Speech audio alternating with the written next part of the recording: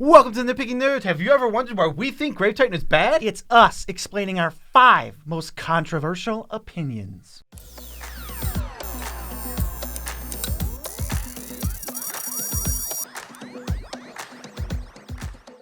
I'm your host, Joe Cherries. I'm your host, Beezy, and that makes us the Nitpicking Nerds. Daily content is what you get when you subscribe to the Nerds, but it's also someone's birthday today. So happy birthday to everyone whose birthday is today, because we're the only Commander Magic the Gathering channel who acknowledges birthdays. And if you want to support us, you can go to patreon.com in the description. That's the best way to do that. Yes, you support us directly. Other ways to support us include a TCG Player affiliate link. Go there, buy the Magic cards you were going to buy anyway, spend the same amount of money you were going to spend anyways, but the nerds get a kickback. Same is true for DragonShield.com. EU and US links in the description below. And when you go down there, you get the best sleeves in the multiverse. Good sleeves. Absolutely great sleeves.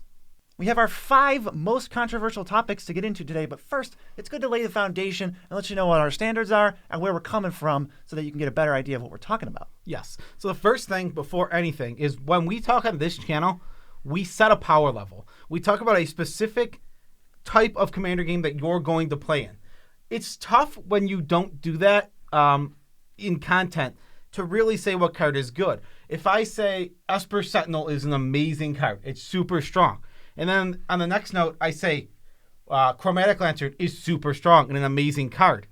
Well, they are both those things if you don't use the same power level scale. Yeah, like what is the context there? Because, I mean, even if you're going to say like Chromatic Orrery is an insane powerful card and Rhystic Study is an insane powerful card, it's like, but not in the same deck. They're not in the same game. They aren't. It's like we always set our terms of this is a budget build. This is a trade binder deck. This is a high power tuned deck. We're trying to win. We're going to combo with this. So we always try to like let you know what context you're going to be seeing these cards and how we're evaluating them. Yes, when we evaluate almost every one of our videos, we do about a 6 to an 8 power level in general so that the cards are generally the same grade consistency. It's all about consistency when it comes to setting the standards like that. Like I said, if you're talking about the spectrum that is EDH from 1 to 10, every card is good. Yeah. And now there's no point in talking about any card because literally you can throw every single card in a deck when you go down to a very low power level. Yeah, when we do the grades, it's always basically the commander we're going to be playing, how would we grade these cards? And consistency is also something you're going to see throughout all of our videos with us and our opinions. We don't really flip-flop too much. I mean, we admit that we're wrong or we admit that our opinion changes on things, which is totally normal, but you're going to get really consistent opinions if you go scour even like 2 years back into our stuff. Yes, but like you said, we're consistent throughout the years, but also we receive new information all the time. We play more games. We put the same card in the game. We see a friend play a card and something outperforms our expectations. Our opinions will change over the years. Like by the end of this year, at least 5 to 10 cards will have been completely changed our opinion on because that's going to happen every single year. Yeah. And one thing about budget that I want to say right now, it's something that comes up in the comment section all the time. When we do a video that is not budget focused at all, people will say, but this card's good on a budget. That's a whole different beast. It's something completely opposite. I understand a lot of people are on tight budgets. Yeah. And that a card like, let's say, one that we did was Terminate. People are like, but this is a 90-cent card compared to these other removal spells, which are all $5 to $20. It's like, I understand that, and I understand why you would play Terminate in that case. But we're not talking about budget. We're talking about off budget. There's budget versus non-budget content is like spectrums apart. Yeah, it's really weird. It just almost feels like a distraction because when we say this card is more powerful than Terminate, that's all we're talking about. If I say that a salad is healthier than a hamburger and you tell me that a hamburger is cheaper, it's like, how does that matter? I don't know. So we always keep this stuff separate and try to let you know exactly what we're talking about. We're not an authority on Commander. We do have reach and we do have influence, but we're just 2 nerds giving our opinions. You can either listen to it or, listen to it and say nothing, or listen to it and agree, or listen to it and disagree. And there's plenty of other options. Yeah, exactly. So you get on here. We never claim to be an authority. We are 2 people on the internet who have played a ton of Commander games. We'll continue to play a ton of Commander games. We'll continue to build a ton of decks. And we're going to tell you our experiences with the game and what cards we think are good. What we say is not truth. But it's not final. And we will defend our opinions. We'll explain, like, if you come to the comment section and say, hey, I think, we're going to get into this in 1 second, Grave Titan is good. if you say that, I will explain to you why I think the opposite. And we can, at the end, we can come to a point where we're like, yeah, I guess we just disagree. And that's also fine because Commander has no definitive answers other than like Necropotence is broken. But that's about it. Soul Ring and Mana Crypt are good. Yeah, those are true. So first opinion that we got to get into, Grave Titan is bad. As always, we're talking about our 6 to 8 sort of tuned/optimized decks that are actually trying to win in an efficient manner. Not necessarily combos, more like critical mass combos, but we're above average power level. We're tuning our decks to be better. And in that scenario, we're basically never going to play Grave Titan. And if you've heard this meme or this joke of the channel before, it is a meme and a joke, but also an actual opinion we hold. And the reason it's so funny is because everybody disagrees on it. Yeah, it is very interesting. Grave Titan is a card that I have tried in decks many times. I played a zombie tribal deck with it. Our friend currently has a zombie tribal deck with it, and so we see it all the time. And I had a Bolas deck where Grave Titan was one of the creatures in it. The card underperforms at each corner. Now, the first major point here is its CMC is 6. That's high. 6 plus spells, you probably want about 3 to 5 in your deck, depending on the list. Now, some decks might go a little higher or a little lower, but you don't want many. This position of 6 plus, and I'm just talking about just 6 here, is extremely contested. With just a quick list of cards that I found and from like 1 minute of searching: Bolas' Citadel, Ugin the Virgin, Liliana Dreadhorde General, Wurmcoil Engine, Massacre Worm, Mikaeus the Unhallowed, Kakusho, Command the Dreadhorde, Marionette Master, and Pontiff of Blight. That's a quick search. It's not like I put a ton of research in this. This position is way too clumped up with amazing cards to want a mediocre card that only provides you with 10 power. I've just never imagined a scenario where I'm happy playing Grave Titan. One of the things is Grave Titan does do things. It has an impact on the game. It's not like it doesn't do anything. But the opportunity cost is way too high when I'm saying, what am I not playing? Are you playing Grave Titan over Bolas' Citadel? Probably not. Are you playing Grave Titan in a deck that cares about its creatures entering and you're not playing Liliana Dreadhorde General instead? I don't know. It's going to be like my 17th 6-drop. So it just never, ever makes my deck. That's one of the big problems with it. I also think when you play it, it just doesn't provide enough stuff for 6 mana when you compare it to the other 6 mana options or even the other 1 and 2 mana options that you could be playing. I absolutely love the point you just made. The opportunity cost. That is such a bullet point of when we talk about cards.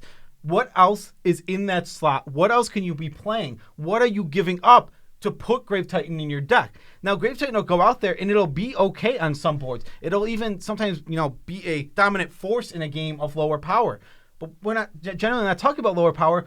And because of that, you see that you're just giving up too much. Every card I just listed, I think, is head and shoulders better. Now, you're not going to play all those in your deck, no, but you're going to pick the 2, 3, or 4 that are great in your deck and put those in instead of Grave Titan. Yeah, some decks aren't even, some decks are powerful and they're tuned and they're not even interested in having Grave Titan as a 6-drop. They're like, I don't even need a 6-drop. So then in that case, you just can cut it. And I just think another example of sort of our opportunity cost talk is that's why we're so high on MDFCs. What is the opportunity cost of playing Hagra Mulling? Cut a black tap land and now you have a spell. It's just, there's so much different. It's not like Hagra Mulling is a good Magic card. It's probably about, it's worse than a Grave Titan, just as a Magic card, but it's a land in the back and the opportunity cost is nothing. I would say Hagra Mulling, I am just safe. I feel good saying Hagra Mulling without the backside is a bad Magic card. Oh, yeah. In Commander, it's awful. Don't play it. The opportunity cost is you take out a land and now one of your lands can kill a creature. That is an incredible upgrade to a basic land. Or a tap land. Yes.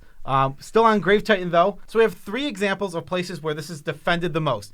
Grave Titan is good in blank situation. Right, but what about... Yeah, but what about this deck? Okay, so the first one is a combo piece. The most common combo that you're going to see is Grave Titan, Nim Deathmantle, and Ashnod's Altar. This provides you with infinite colorless mana, an infinite loop of death triggers, and an infinite loop of enter the battlefield triggers. Now, this is all fine and dandy. This is not bad at all.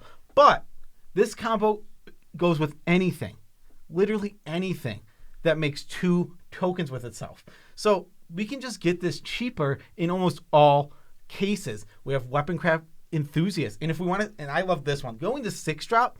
So if we want to have a 6-drop in the slot, still, Marionette Master pays it off with a win. And it does the infinite. It goes infinite and pays that infinite off with a win. It saves you an entire card in the combo. So if you are looking and you're saying, I'm playing Grave Titan 2 combo, Marsh Flitter, Marionette Master, Sling Gang Lieutenant. Like, there's so many little tiny ones. Sengir Autocrat. They're going to make infinite dudes. They do the same thing.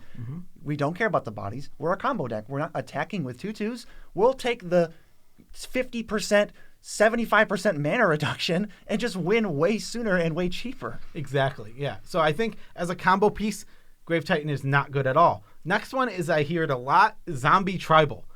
It's not a zombie. The issue comes when you're playing a zombie tribal deck. Every single card that's a creature type zombie adds to the power of your deck. A lot. And a lot, yes. This one does not. We've seen it time and time again. Our friend plays a Grave Titan in her zombie tribal deck. She slams like Rooftop Storm. Rooftop Storm. All of a sudden, Grave Titan can't be cast. Yep. It's stuck in her hand, or it's stuck in the graveyard when she mills over it with Gisa and Giraffe. Exactly. There's a million little things like this. Or I understand that it produces zombies, but it not having the creature type takes us from a card that maybe might be playable if it was a zombie to an unplayable card in the archetype, in our opinion. I don't think it's even really close in Zombie Tribal. 6 mana, still contested in zombies. We're talking Liliana Dreadhorde General carries over. You got Zombie Apocalypse, 6 mana. And every time you do one of these big zombie payoffs, there's the new Laboratory card from the Wilhelm deck. There's the new, not the new, but there's Zombie Apocalypse. There's all these things that say, hey, you get paid off for having a critical mass of zombies, Rot Hulk, all this stuff. And every time Grave Titan appears, every single time, it's just not that, and it doesn't pay you off, and it just sits there as a paperweight when you could have any zombie doing anything else.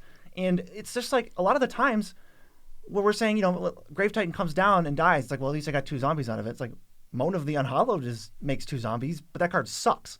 And it's not a zombie and doesn't do anything. It feels very similar. Yeah. Actually, funny. I just looked up to see what on this little list of cards that I made would I put in over Grave Titan in a zombie deck. Well, Liliana Dreadhorde General is easy. Mikaeus the Unhallowed, yeah, it's a zombie. It's an insanely overpowered zombie as well. And Bolas Citadel is just a free roll. Like, that's a commander staple that equals zombies, but Grave Titan doesn't really equal many zombies. And I'm not even saying you should play all those in your zombie tribal deck. I'm saying those are all cards that I would consider before I even put Grave Titan into the pile of consideration. He's just a liability, I think. He's a liability. And last but not least, what about Narami? In Narami, you give it Encore, pay 6, put it back on the battlefield, 3 copies of it. Get 6 2/2 zombies. They all attack. Right. And you get 6 more 2/2 zombies. You end up with 12 2/2 zombies. Those numbers are good. Those numbers are good, yes. But in that same slot, we just get to play. It was I was on the train that this might be good in the deck, but I built the deck. I did all of the upgrading for this deck for a friend recently. It doesn't make it. There are 2 cards that just knock it right out of its slot. Underworld Hermit's the first one. It cares about your devotion to black, and it gives you 1/1s. So obviously the minimum we can have is Arami in play, nothing else. Then we go to Encore the Hermit. We get 3 Hermits, each with 2 pips. That's 7 squirrels for each one. That's 21 1/1s instead of 12 2/2s. Minimum. That's the worst we can get. Every other pip makes 3 more squirrels. Yeah, and 12 2/2s, if you didn't do the math here, that is 24 power.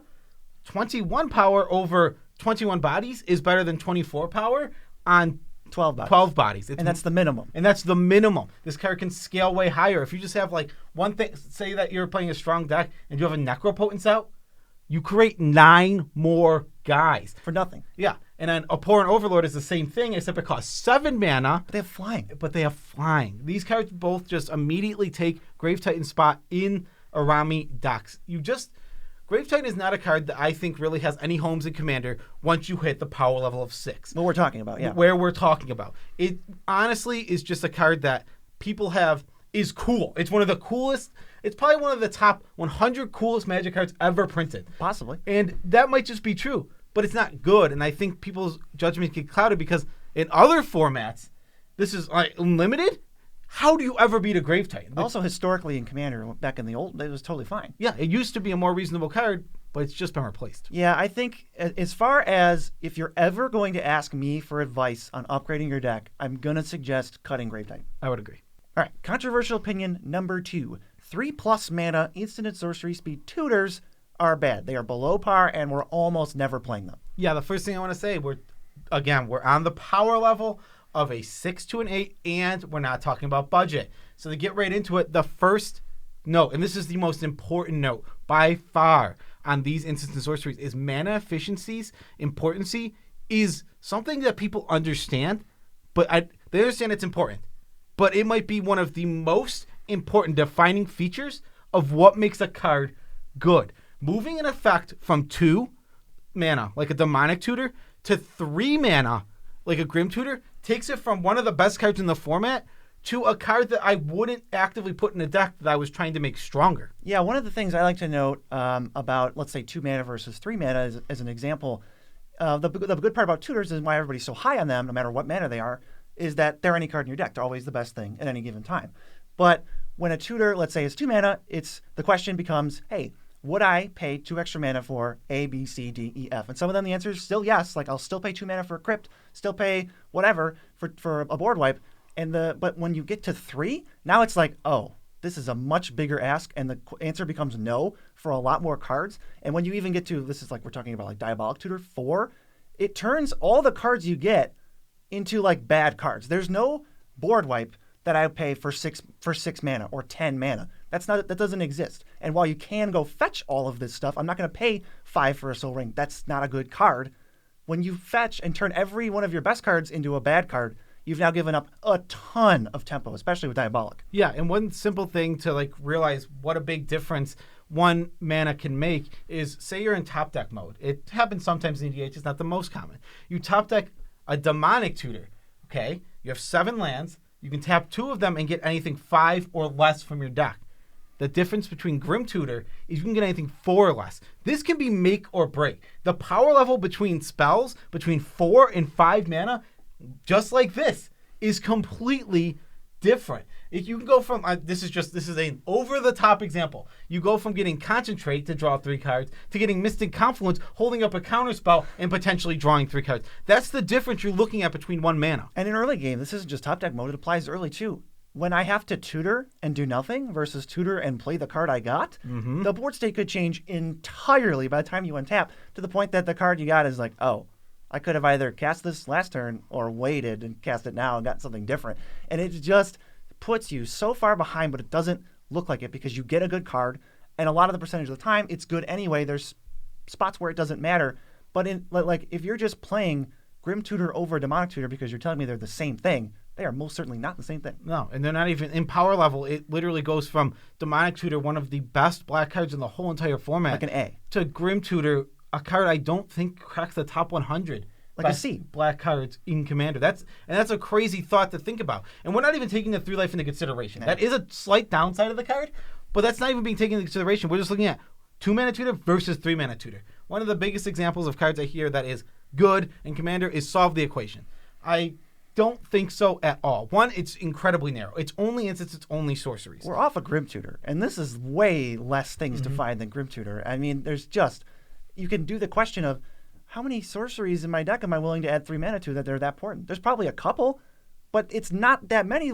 This is such a premium to pay for an instant or a sorcery. Yeah, and starting here, we're not talking about budget, just to say it again, because I want to make sure no one's in the comments yelling about budget. If you did that, you've missed something big on this video. Sometimes people skip around. I understand we have chapters. I can't help that. Yeah, but we can't help if you skip around, and we pointed that out earlier. Merchant Scroll, Mystic Tutor, and Personal Tutor are the tutors that I would play in blue to get instant sorceries. All 3 of those are better. I don't think you have to even go to Solve the Equation. Another thing about blue is your draw. The ability to draw, get card flashing, get the cards moving is amazing. You can play less tutors when you can draw more cards because you're going to find the stuff you need without having to look for the exact card. Now, I understand. Solve the Equation when it's not when Solve the Equation is playable is when it's not a 3 mana. When it's blue, like a Vadric deck. Your Vadric decks, your Mizzix decks, and your Baral decks. When it's not actually a 3 mana tutor, the card is playable.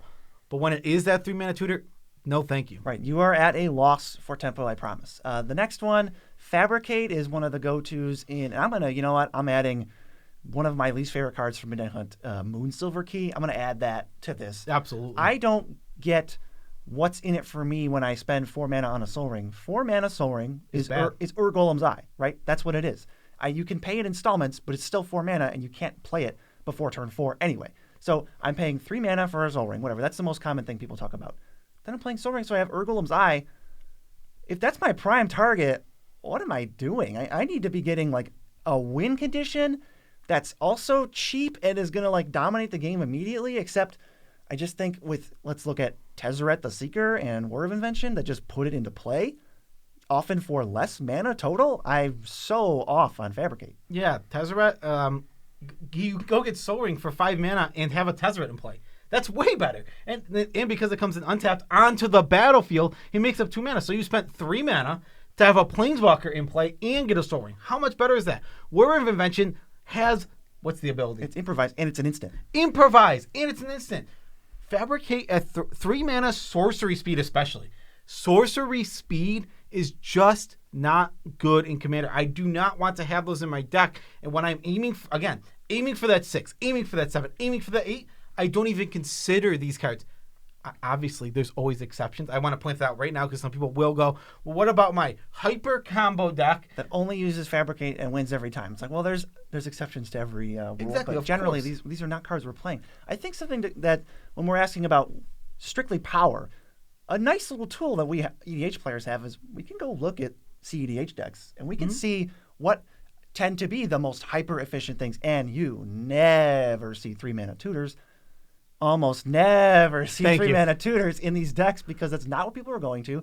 They know that this extra mana cost is just too much to ask. Yeah, exactly. And now, obviously, if you're playing a lower power level, these cards are going to perform perfectly fine. Your 1s to 5s, you're probably going to be perfectly fine. But like we said, now I want to emphasize it a couple of times in this video. This is about a 6 to 8 power level. Right.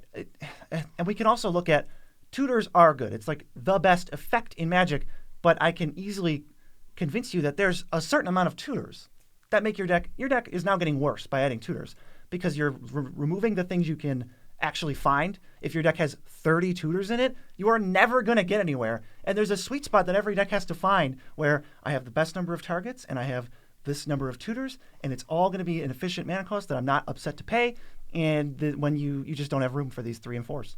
How about controversial opinion number 3? Every deck should have a non-combat win con. This is not to say that you can't win through combat. No. It is totally viable to have decks focused around combat, decks that are going to win in combat.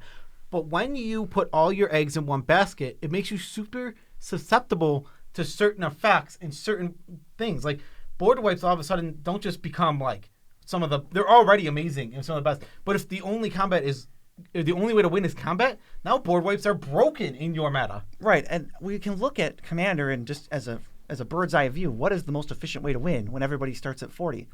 With this subset of legal cards, which is almost all of them, combat is not the most reliable or the most effective way to win a game. We're looking at critical mass combos, just straight up 1-2 punch combos. We're looking at infinites, all sorts of things, maybe an I win the game alternate effect where you're not even concerned what your opponents are doing, or they lose the game alternate effect. These are some of the most effective ways, and combat is really close to the bottom. It's above mill, but it's still really low. I want to say that it doesn't have to be infinite either. Your non-combat win cons don't have to be 2-card, 3-card, or even critical mass combos. They can just be ways to like do something like a big X spell is a non-combat win. Torment to Hellfire. Torment to Hellfire. You just want to have some of these placed in your deck so that when combat's not working or if you're not the best deck on board, because sometimes you won't be, even if you bring your most on-board deck and you draw poorly and somebody with a good on-board deck also draws good, all of a sudden you can't attack through them. You just need to be able to come up with wins even in these situations. And we can clarify, I'm saying, and Joe's saying, that games are not determined by this humdrum swing with a couple creatures, attack, block. That's never how games are ending. Mm-hmm. Even if you're a combat deck, there are things you can do to take it to level 100 to where it's like, oh, well, I can kill them if they don't have a blocker for my 6/6 trample. That's not what we want. I am going to annihilate everyone. It doesn't matter what their life total is. So we're looking at, even if a deck is going to win at the combat step, I'm still kind of counting these following things as non-combat win conditions. We're talking about making infinite creatures, pumping your creatures for ludicrous amounts or infinite amounts, extra combats. I'm just going to take 7 combats, and obviously you're going to die to my 6/6. Or a Voltron deck. hit you for 21 with my commander, you lose. I want to say something about the infinite guys. It doesn't have to be infinite even. Right, ludicrous. You can go so wide that it doesn't matter. Like Right. if you make 25 guys wide, nobody can block that effectively, essentially. So it's not about, again, it's not about comboing. Comboing is something nice to have in a lot of decks. And most of my decks have some sort of combo one way or another, whether it's critical mass or whether it's a 2-card or 3-card combo. But you don't have to do that. I understand that this is something that a lot of, metas shy away from. They don't want to go infinite, but it's about making big plays outside of just the combat stuff. Right. Having a token deck, it's all well and fine. You're going to have to get in the red zone, but these attack for 10s, attack for 15s are not going to cut it. If we're talking end step, call the Coppercoats, make 20 dudes, untap, overwhelming Stampede with an 8/8 out, that is a backup, sort of like non-combat win because you are attacking for so much damage. It's just not this back and forth exchanging of 6/6s is never going to get there. Yeah, exactly. Playing a Crater of Behemoth. It's something that might have been confusing at some points. We say we don't want to win in combat. We don't mean don't use Crater of Behemoth. Because clarified. Yeah, exactly. But just saying, but that is a confusion that might have come up earlier in some of our videos. Using the combat stuff is good, but relying on one or by beats is not that great. Yeah, we can actually go to examples that we have decks that win in combat, but we're not going to just rely on regular old combat. We're going to push it to the maximum and make sure we can definitely win the game. Yes. Mine is Halana Elena, and when I play this deck, it is a beats deck. It is get in there, put counters on my guys, make them big, attack through, give them trample, and just, beat face. That's what it's doing. And it's going to win through combat a decent amount of time, but it has so many other ways to go. Put counters on certain creatures to make a ton of mana, that cast a huge walking ballista, and stuff like that like goes past the combat stuff from time to time, because I know that, oh wow, he went infinite. He got infinite life. I have to be able to kill him in certain ways. Yeah, because if you're just relying on regular old combat, you can't beat an infinite life, or you can't beat a pillow fort in some cases where you're like, I'm just gonna have to wait to top deck out of it. It's like, no. Throw in a Chandra's Ignition, and all of a sudden we can just bypass that entire thing and go, I did the thing I want to do. Instead of attacking you for 50, I'm just going to deal 50 to you, and forget it. You lose. Everybody else loses. I have a Brutaclad deck, and we're trying to make tokens and go wide, but one of the things that I like to do is some of the tokens I make in my old iteration was you could make a Lodestone Golem, and it's like, all right, I have 15 Lodestone Golems. You can't cast spells. Here's 15 5/3s coming at you. Or when you make, another one of my favorites is Coastline Marauders. It's a 0/3 that gets +X/+O where X is their lands, and it is trample. If I make 20 of those, it doesn't really matter what they try to put up on defense. Unless they're killing all my dudes, they are dead. Exactly. That's exactly what the point is. No matter what you build and what deck you have, you should try and be able to go so big that the combat is essentially trivial, right, or do some sort of combo or out of combat thing to have, even if it's just a backup. Your main win con can be combat. And it isn't even a bad deck. My Halana Elena deck, its first thing it wants to do is win in combat. Mm-hmm. And that's how it's going to control the board with large creatures and win in combat. But there's backup plans. There's other things to do. There's Spike Shot Goblin, so that I can put 1,000,000 counters on it and just shoot somebody for 30. Yeah, I have a Tuvasa deck. It's a jank deck. It's probably not even a power level 6. But what I'm trying to do is suit up my creatures with so many Voltron things that the creature can't even leave the battlefield, and B, it's just going to snipe people down one by one, kind of to the point where it's like the game is locked. You can't do anything. Yeah, it does become sort of a lock.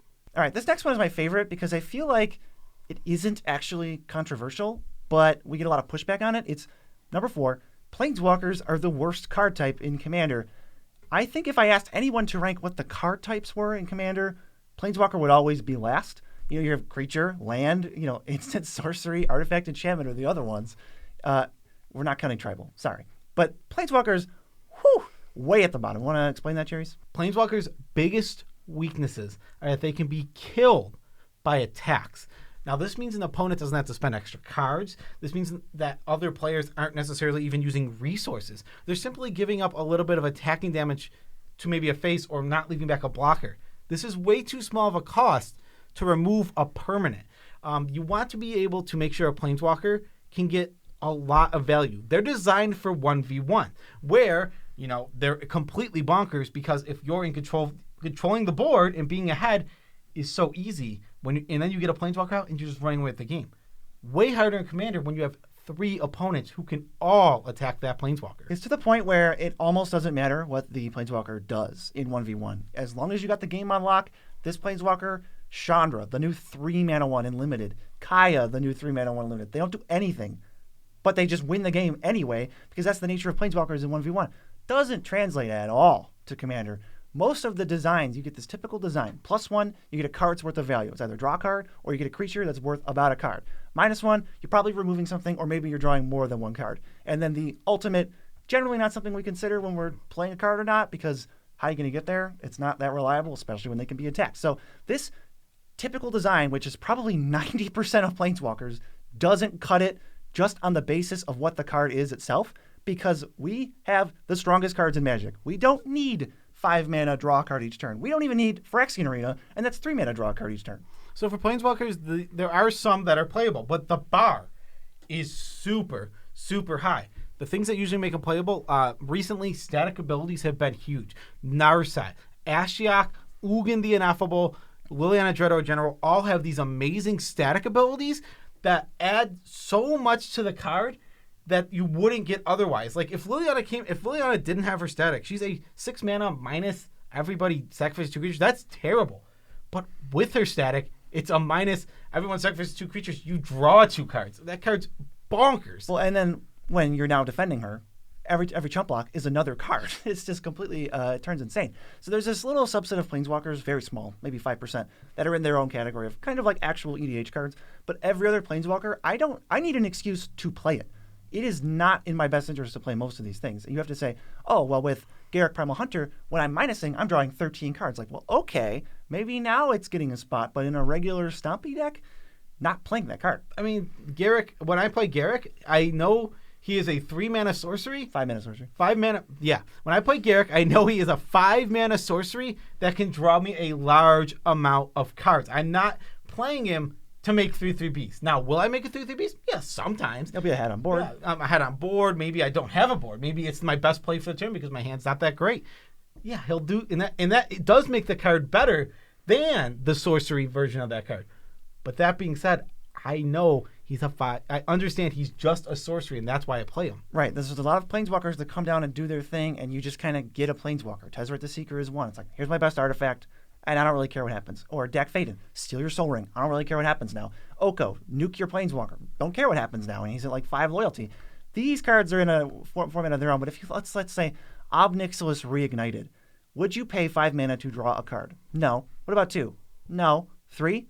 Not really. So how long is this thing staying out? Because it's at high risk of dying every single step of the game. Would you pay 5 mana to kill a creature? No. Would you pay 5 mana to kill a creature and then draw a card? No. So, like, what is the situation in your head where these cards do anything? Yeah, exactly. Just in general, I think a safe rule of thumb is unless a Planeswalker is in this tier of greatness, just avoid it. They're not good enough. Even Jace the Mind Sculptor, a dominant legacy Planeswalker, is poop. I think it's garbage. I think Jace the Mind Sculptor is one of the worst Planeswalkers in Commander, honestly. 4 mana Brainstorm, twice even, is just, oh, you're up 2 cards and you shuffled your deck. His loyalty's too low. His loyalty is also 3. He dies to everything. I really, honest opinion, because Jace is a Planeswalker, he is almost he's reaching the point of unplayability in Commander, especially at the power level we're talking about. It's definitely a trick where, like a trap people fall into, or maybe this just a mental block where it's like, these cards are great in 1v1, but they do not translate into Commander. Well, it's funny because some cards do, and I think that's why the mistake comes in. Like Stoneforge Mystic, great in 1v1. Yeah. Great in Commander. But there's like Jace, it does not translate like that. Yeah, it's not a steadfast rule, and for us, Planeswalkers, easily the worst card type, and we're not going to them without a good reason. All right, this is the last one. This is number 5, and this goes for all formats, I think. And this is one of Cherry's favorite topics, and we get some hate for this one. Fetch lands are bannably strong. Take it away. Now, I want to start here. In Commander, they don't necessarily ban things based on how powerful they are. It tends to be based on oppression, and I'm not even necessarily saying these should be banned in Commander. Right. But I think if you take a look at strength of cards and what they do at opportunity cost, fetch lands are far and away some of the most bannable cards in any format out there. They just give you way too much. To start, we talk about Commander here. If you're a 2-color deck, you get to play 7 fetch lands. That doesn't add up. realistically, you should have one fetch land because that's would make a lot of sense, right? 2 colors. There's one that matches your colors perfectly. No. You get 7 fetch lands. And every single one of those fetch lands represents fixing you perfectly in your deck. It is always going to get your Untapped 2-color duel, whatever that might be. Savannah, Temple Garden, and then there's even more other ones than that to search out. Every single fetch does this in your deck, and that is bonkers. As soon as you're fetching out 1 or 2 true dual lands that are, they produce both colors always, and you've got 1 or 2 other colors, you're kind of set. You don't have to go too crazy, which is why, so if I'm a Boros deck, I get to play every fetch land, Onslaught and Zendikar is what we're talking about, that isn't Polluted Delta, Misty Rainforest, and Verdant Catacombs, because they all have red or white, and they don't fit into the color identity rule because they don't actually add mana or have any mana symbols on them. So they kind of like get around it as a little extra twist to the dagger. So you can just play way too many fetch lands, and it just kind of makes every mana base perfect, I want to say. When you're not restricted by budget, your mana bases are they're too easy. There's almost no punishment in these in Commander for it, especially with the rule of everyone wants to play and have fun. It pushes cards that would punish it, like a Blood Moon and a Back to Basics, which are great, strong cards in Commander. Those cards get kind of pushed out of the format because there is a want to have fun. And so every mana base is just, like you said, pretty much perfect because of fetch lands. Yeah, I'm more on the side that I think fetch lands are bannably strong everywhere but Commander, because Commander is a different rule set. But I think they are far and away the strongest mana-producing, quote-unquote, lands ever. Yeah. I think they're the strongest lands ever printed besides maybe... Like, we're talking duels. Like Tolarian Academy and Gaea's Cradle, separate. But we're talking, like, dual lands. Basically, they are the strongest. They are better than original duels. I don't think it's close. And then on top of being the best fixers in the whole format with very little downside of losing 1 life, they also do all these little tiny things. That always matter. Shuffling your library if you have a Sensei's Divining Top. If you have any way to manipulate top cards. This is what makes... Fetch lands are what make Brainstorm a good card in Legacy. I mean, it's just completely insane to think about. They trigger landfall twice. Instead of once. That's twice as much. It's literally doubly as good. In any landfall deck, a fetch land is twice as good as a regular land. And it's the perfect fixer on top of that. They put cards in the graveyard. Anything Delirium, Delve, Unearth, whatever. Like, anything that cares about the number of cards in your graveyard at all. Not Unearth, obviously. But you meant Escape. Escape. That is a bonus for you, and all you did was play a land. And a permanent leaves the battlefield. This triggers, I can't think of a ton of things, but like Revolt off the top of my head. A playable card in Commander is Renegade Rallier. That's just a playable card. It combos with the fetch land itself. The fetch land triggers Revolt, play the Rallier, bring back the fetch land. It's so insane. Yes, fetch lands do it all, and I don't think they ask anything of you. I think they literally ask nothing of you except to play a dual land. Every deck in Magic the Gathering that has access to fetch lands is playing them for fixing, and in Commander that extends to playing every single fetch land you possibly can. I think the most optimized mana bases in Commander all play as many fetch lands as they can. We're talking about the Zendikar Onslaught cycle. Those are the ones, like, obviously there's some mini fetch lands like Prismatic Vista that are good, but we're talking about those ones that are busted. When someone says fetch lands, you know what they mean. It's funny because they get ignored a lot because they're just mana based and they're just fixing, but they might literally be top 5 Magic cards ever printed. They're that insane. They sneak under the radar. I play fetch lands in monocolored decks because it makes them better. It doesn't even matter. I'll play Double Jump Island, basically, where it's just an extra landfall, but always an island. I'm absolutely playing that because it's always good. There's just too many. And on top of that, in Commander, the 1 life is a free roll. It's a joke. It's nothing. So it basically has no downside, and it's just millions and millions of dollars. Of course I'm going to throw. I'm mono blue. Get all 4 of those fetches in my deck. I play Victory Time. I play Treasure Cruise. Exactly. That's literally exactly what I was going to say. I play 1 landfall card in the whole deck. All right, it's worth it. Oh, I'm playing a self-mill deck. It's 1 less card in my deck. It clears you out 1%. Yeah. If you're playing a deck that's self-mill and the goal is to get 0 cards in your deck, every time you fetch, you're 1% closer to winning. Yeah, we definitely covered the fetch lands, but come at us, I guess, in the comments about any of the 5 controversial things you want. We'll talk about it. Yeah, we are, again, to reiterate at the end here, we are not authorities. We are not 100% correct. These are our opinions based on them. We believe what we're saying, and we have reasons we believe what we're saying. We never just say something without having a reason or being able to explain it. We want to talk about this too. Our opinions can be changed. Now, I don't think on fetch lines. They're way too good. But our opinions can definitely be changed on things if you present good points. If you show us how something's good. Especially if you can, like, hey, and like people do this, and I love that people are trying and using their point of view, and they're like, I've seen Grave Titan do X, Y, Z, and this, and this, but it's like usually I can counterpoint them for Grave Titan especially. But I have definitely my mind has been changed on a lot of cards in the past. A card in the last 2 weeks that we've had our minds changed on is cards that switch control of things for your opponents. So what card is it? It was the Visions card from the new Commander set boosters. It's like the blue Visions of something. It's Visions of something. It's up on the screen. You can see it. Yeah. It literally says change control of 2 creatures you don't control, and then it has flashback for like 8 blue, but it looks like butts. But it looks like butts.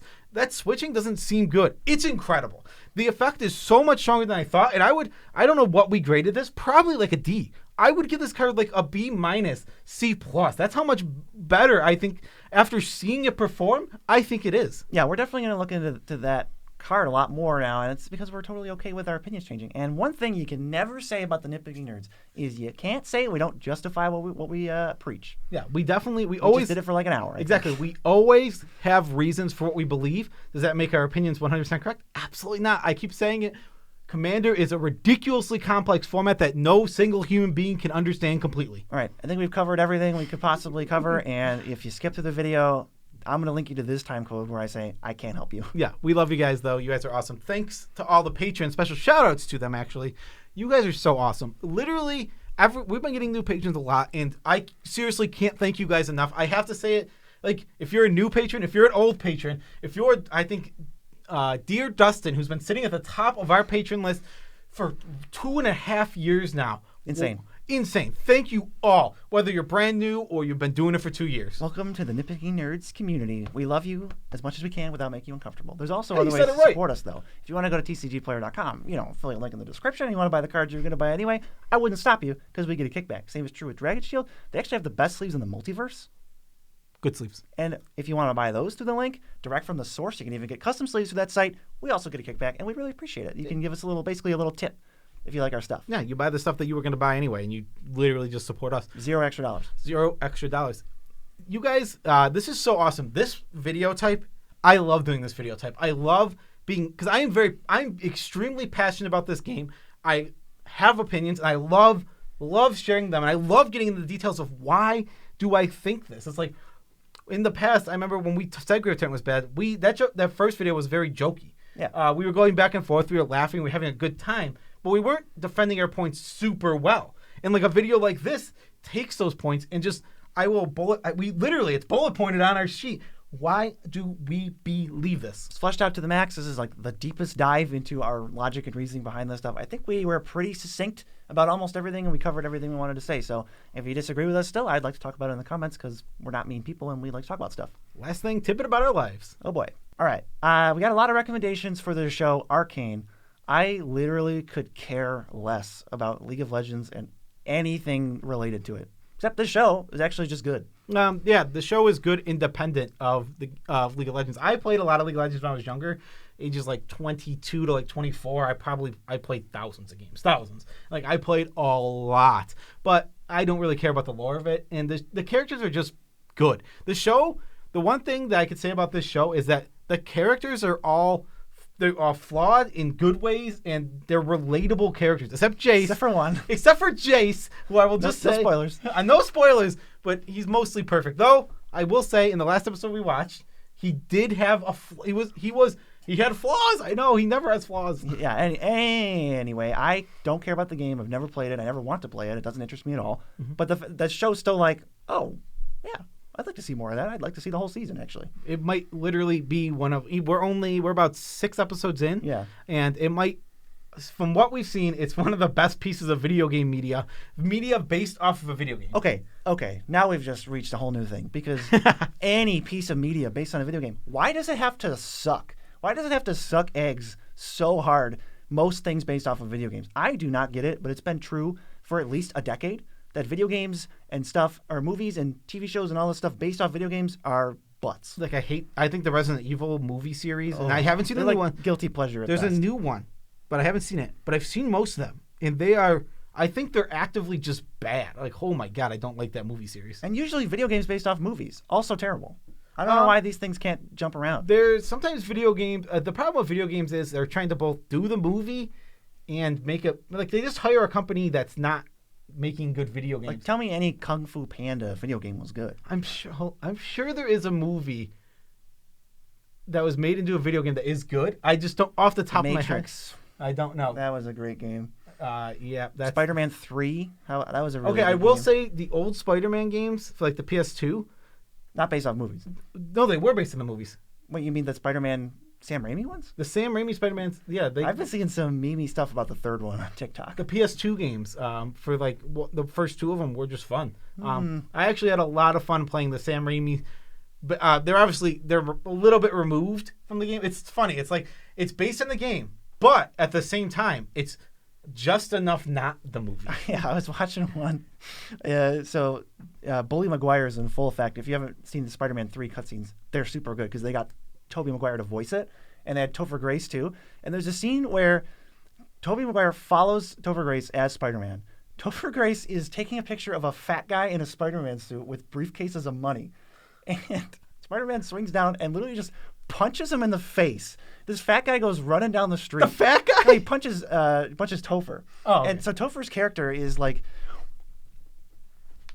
and Topher Grace's voiceover is just like, he's like, I hit a bunch of cameras around here. I got an even better shot of you punching me in the face. So thanks. And then he like struts away.